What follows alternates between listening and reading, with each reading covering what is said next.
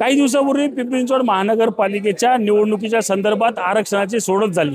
त्यामध्ये प्रभाग क्रमांक 19 असेल किंवा प्रभाग क्रमांक 30 असेल, यामधील आरक्षण जे आहे ती बदलली गेली। आता आपण पाहू शकतो की ज्यांच्या प्रभागातले हे आरक्षण जे आहे ते बदलले गेले आहे ते आता इच्छुक उमेदवार जे आहेत आता पिंपरी चिंचवड महानगरपालिकेमध्ये जमा झाले आहेत। निवडणूक आयोगाकडे जे आहे ते त्यांनी भेट घेतलेली आहे। नक्की भेट घेतल्यानंतर त्यांनी काय सांगितलं आपण जाणून घेऊ। आपल्यासोबत इच्छुक उमेदवार आहेत। निवडणूक आयोगाची भेट घेतली तुम्ही, तुमच्या प्रभागातलं आरक्षण बदललेले, काय बोलणं झालं निवडणूक आयोगासोबत? 11 तारखेला जे आरक्षण घोषित झाले होते सर्व प्रभागामध्ये, तर त्यांच्याकडून असं सांगितलं की 11 जे चिठ्ठ्या आरक्षित करायचे होते ते आम्हाला 13 करायच्या होत्या। मग 13 करायच्या होत्या, ही चूक तुमची आहे, ही चूक आमची नाही आहे। आमच्या प्रभागामध्ये आरक्षण जाहीर केलं, आम्ही तयारी लागलो, लोकांपर्यंत पोहोचलो, अखिलबाईंचं तर तिकीट जाहीर झालं। मग असं असताना जर आमच्यावर अन्याय करताय तुम्ही, तर मला वाटतं हे खूप मोठा अन्याय। याच्यामध्ये काहीतरी खूप मोठं घडलेली गोष्ट आहे, याच्यामध्ये आर्थिक काहीतरी घडून आलेलं आहे, त्याच्यामुळे हे खूप मोठा अन्याय आहे। माझ्यासारखा कार्यकर्ता 28 वर्ष भारतीय जनता पक्षामधून दापोडी प्रभागामध्ये काम करतो आणि हे काम करत असताना 20 वर्षानंतर मला महिला आरक्षण लागोपाठ पडत होतं आणि त्याच्यानंतर आज कुठेतरी मला निवडणूक लढण्याची संधी आली होती आणि ती संधी कुठेतरी माझ्या हातूनही जात आहे। याच्या माध्यमातून मला वाटतं काल त्यांनी एवढं एक सांगितलं की हे आम्हाला वरतून आदेश आला, निवडणूक आयोगाकडून आम्हाला आदेश आला। जर आदेश आला असेल तर मग निवडणूक आयोग चुकीचं काम करत आहे का? वरतून राज्यातून त्यांच्या दबावाखाली काम करते का? मग निवडणूक आयोग वरतून राज्यातून त्यांच्यावर कुठल्या नेत्याचा मोठा दबाव आहे का? हे मोठं शंकास्पद आहे। मला वाटतं 11 तारखेला जे आरक्षण सोडत झाली, एक प्रकारचं झोपेत पडलेलं स्वप्न आहे आणि हे स्वप्न पडल्यानंतर ज्यावेळेस तुम्ही 17 तारखेला जाहीर करताय, एखादा माणूस जिवंत माणूस मृत घोषित केल्यासारखा हे प्रकार आहे। अशा प्रकारचं जर होत असेल तर माझ्यासारखा सर्वसामान्य कार्यकर्ते आहेत, इथं सर्व जे कार्यकर्ते आहेत ह्यांचा, जनसामान्यांचा आणि आमच्यासारख्या कार्यकर्त्याचा खूप मोठा अपमान याच्यातून घडलेला आहे। दबाव म्हणताय तुम्ही, आता सत्ता तुमचीच आहे ना भाजप? सत्ता जरी भाजपची जरी असली, निवडणूक आयोगाने केलेली ही घोषणा आहे, तर निवडणूक आयोगाच्या माध्यमातून हे काम केलेले आहे। त्याच्यामुळे ह्याच्या कुठं कुणाचा दबाव एखाद्या राजकीय नेत्याचा असेल तर त्याची चौकशी माननीय निवडणूक असेल, निवडणुकीच्या बोर्डचा आमचं मुख्यमंत्री असेल त्यांच्यापर्यंत आम्ही मागणी करतोय, पालकमंत्री जे असेल त्यांच्यापर्यंत आम्ही मागणी करतोय की तुम्ही ह्याच्यामध्ये काहीतरी खूप मोठं काहीतरी घडलेलं आहे, काहीतरी याच्यामध्ये आर्थिक व्यवहार घडलेला आहे, ह्याची चौकशी करण्यात यावी, हीच आमची मागणी आहे। कुठल्या प्रभागातले तुम्ही, कुठलं तुम्हाला उमेदवारी जाहीर झाली? प्रभाग क्रमांक 30 क मधून ओबीसी पुरुष या गटातून आम आदमी पार्टीकडून मला तिकीट घोषित झालं होतं। मुळात विषय असा आहे की ओबीसी पुरुष हा, जसं आता आमच्या विशाल भाऊन सांगितले, खूप वर्षांतर ओबीसी पुरुष हा वर्ग तयार झाला होता।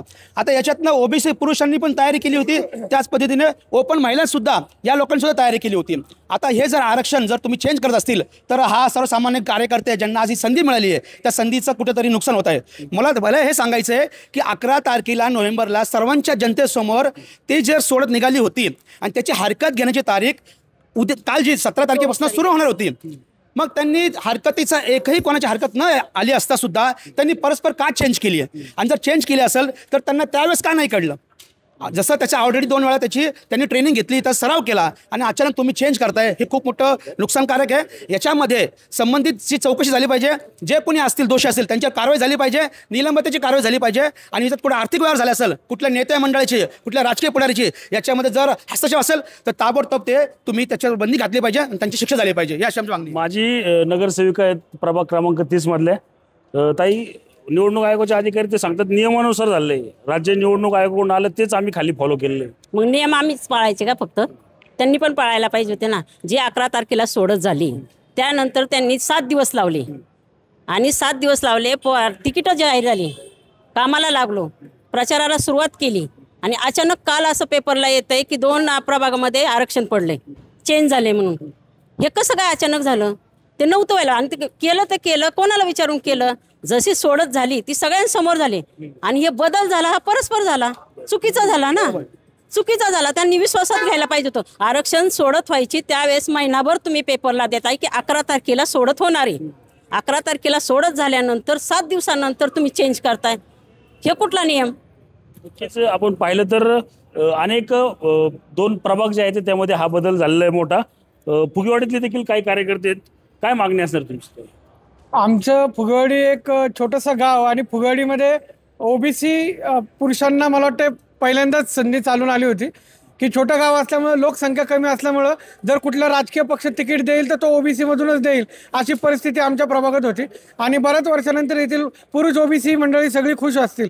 म्हणजे आमच्या निलेश भाऊ असतील किंवा आमचे राजू परदेशी साहेब असतील, इतर आमच्या गायकवाडताई असतील, फुगवडीतले आमचे ओबीसी इच्छुक जे होते त्यांच्यावरती हा सर्व खूप मोठा अन्याय झाला असं आम्हाला वाटतं. कारण छोट्या गावांची संधी यामुळे हिरावली जाणार आहे. तर आमची ही मागणी आहे की 11 तारखेला जी सोडत झाली तीच फायनल असावी. पुरुष ओबीसी असावा, याच्याने महिला ओबीसींचं काही नुकसान होणार नाही. पुरुष ओबीसी असला तरी महिला त्या गटातून उभं राहू शकतात, त्यामुळं तिथं त्यांचा कोणताच लॉस नाही. त्यामुळे पुरुष ओबीसी आरक्षित राहावा. तो जर झाला तर सगळ्यांना समान संधी या क्षेत्रात मिळेल असं आम्हाला या ठिकाणी सांगायचं. काय मागणी अशी आहे, ओबीसी पुरुष झालेला आहे.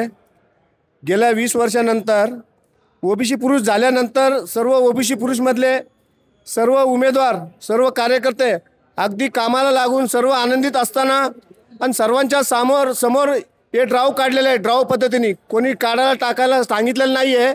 हे सगळं होत असताना कार्यकर्ते ज्याची उमेदवारी डिक्लेअर झाली असताना हे सगळं असं आपोआप कालपर्यंत निघाले होते. आणि आजच्या पेपरला बी जाहीर छापून आलेलं आहे 2 प्रभागात बदल करण्यात येत आहे म्हणून.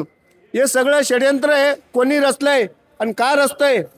आमचं आरक्षण हे स्वतः आम्ही ज्या ओरिजिनल ओबीसीमध्ये मस्तोय, तो आरक्षण आम्हाला मिळालं पाहिजे. त्यासाठी आम्ही न्यायालयीन लढा काय असेल आम्ही देण्यासाठी तयार आहोत. न्यायालयीन लढा जो आहे तो लढणार आहेत. काय सांगाल? आम्हाला एकच म्हणायचं आहे, आमची कामं चालू असताना ओपन महिलाचा वॉर्ड डिक्लेअर केला होता आणि कामं सगळ्यांनी चालू केली होती. वार्डात सगळ्यांची कामं जोरात चालू होती, प्रचार चालू होते. असं असताना अचानक बदल केलेला हा चुकीचा आहे. त्याच्यामध्ये बदल झाला नाही पाहिजे. जसं होतं पहिलं आरक्षण तसं जसं झालेलं आहे तसंच वाढ ठेवला पाहिजे. नक्कीच आपण पाहिलं तर आता पिंपरी चिंचवड महानगरपालिकेत जे आहे विविध पक्षांचे इच्छुक उमेदवार जे आहेत आता जमा झालेले आहेत. निवडणूक आयोगाला जे आहेत आता भेटलेले आहेत. हे याच संदर्भात जे आहेत आता काही कार्यकर्ते न्यायालयात देखील जाणार आहे. या संदर्भात लवकरात लवकर न्याय झाला पाहिजे अशी मागणी देखील इच्छुक उमेदवारांनी जे आहे ते केलेली आपल्याला इथूनच पाहायला मिळत आहे. रणजित जाधव, TV9 मराठी, पिंपरी चिंचवड.